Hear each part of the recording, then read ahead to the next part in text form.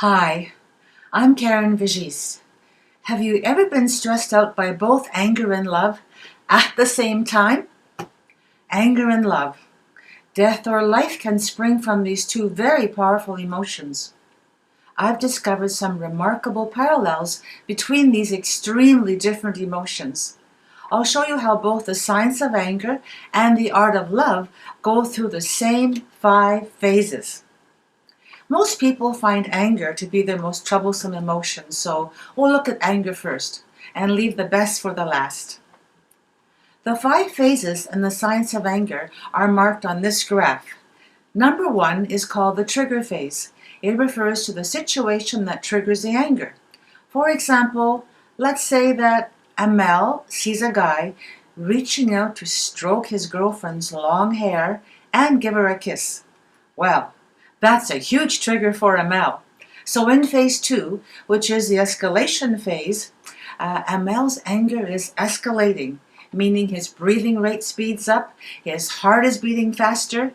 You see, his body is getting ready for a fight. Notice the blue dotted line in the chart. It represents the quality of his judgment, which has begun a swift downward slide. There's little thinking going on here. His instinct to fight is taking over. The blood is pumped away from his brain and redirected to his muscles so he can fight. Next, in phase 3, the climax phase, his anger peaks as he rushes up and punches the guy. His girlfriend runs away horrified. In phase 4, the recovery occurs. Amel's body regains its normal functioning levels. His heart rate and breathing slow down, and his emotional intensity is much lower. Notice that blue dotted line is now rising up. His rational mind is surfacing.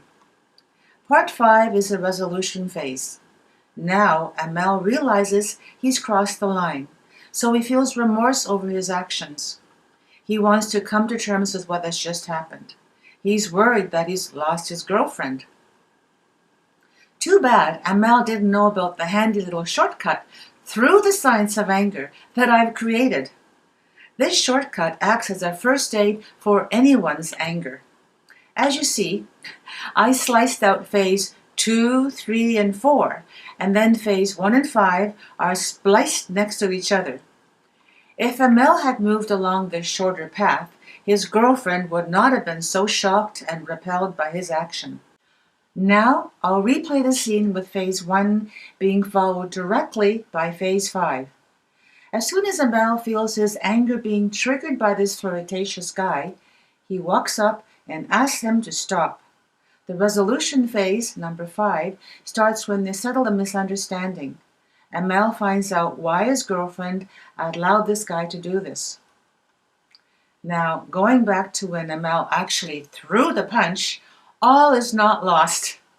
He can still salvage some part of his reputation with his girlfriend if he follows the suggestions in part 1 of this series, which is titled Less Fighting Equals More Loving. For all we know, his girlfriend may have accepted the affectionate gestures for some reason. Amel will get to hear the whole story. Moving on to the art of love, you'll notice that I'm using the same chart. This is not a mistake. So here we are. Number 1 is the trigger phase, which refers to any action that triggers or warms up your loving feelings. Number 2 is the escalation phase, with hugging and kissing, etc., etc. You're beginning to breathe faster, and your heart is beating faster as well. Your blood is being redirected to your sexual organs. And if you notice the blue dots on this chart, just like in anger, there's not much thinking going on. This abandonment of your thoughts leads to a great sensual ride. In number 3, the climax phase, this represents the orgasmic release. And that is followed by number 4, the recovery phase, where your body returns to normal rates of breathing and heartbeats, and your thinking ability settles back in. And in the last phase, number 5, the resolution phase, you're aware of your enhanced state of well-being, which stems from your close bond. So you may compliment your lover. By slicing and splicing your way through the science of anger, there will be more time to enjoy the art of loving. In both anger and love, there is this chemical spill. Anger releases toxic stress hormones like adrenaline and cortisol, whereas in love, oxytocin and vasopressin hormones are released.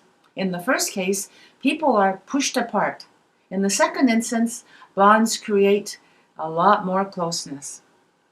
We're wired for close connections, and so you think it's only natural to act in ways that lead to closer relationships, not separate ways.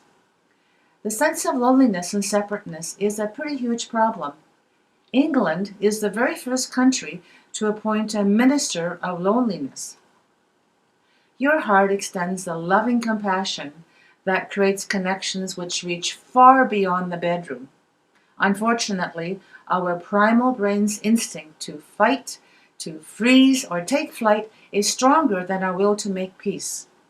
So it's no wonder that the longest journey anyone can embark on is traveling from their head to their heart. My SINMIT questions that I've described in parts 2, 3, and 4 in this series are designed to keep your problem-solving conversation primarily in your heart space.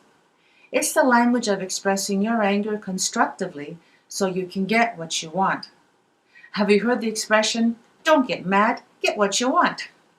There is truth to that.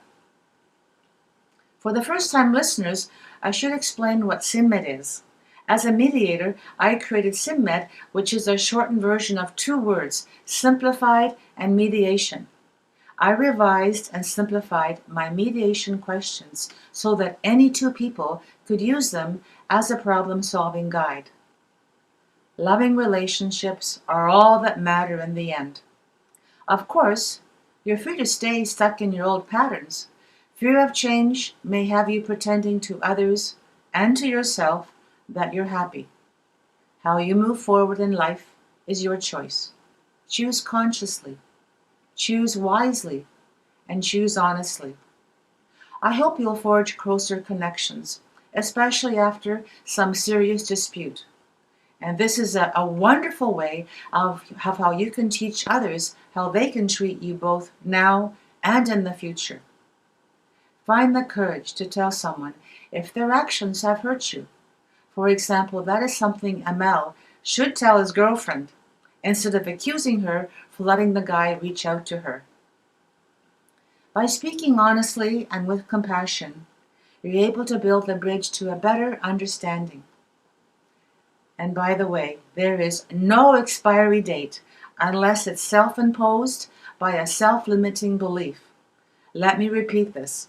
There is no expiry date on when you can rebuild, reconnect, renew, or refresh that special, personal, close relationship. Most people are open to improving the state of their relationship. And you can lay the groundwork for that now by watching part 1 of this series, First Aid for Stress. And in so doing, you'll be opening a new door to greater happiness. So go ahead and enjoy soaking yourself in the healing oxytocin hormones. If you'd rather read than listen, all my SINMIT questions are available in my book called First Aid for Stress. It's on my website, lowerstress.me.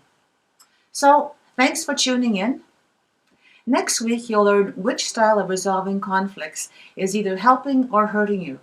I'll talk about the 5 classic styles.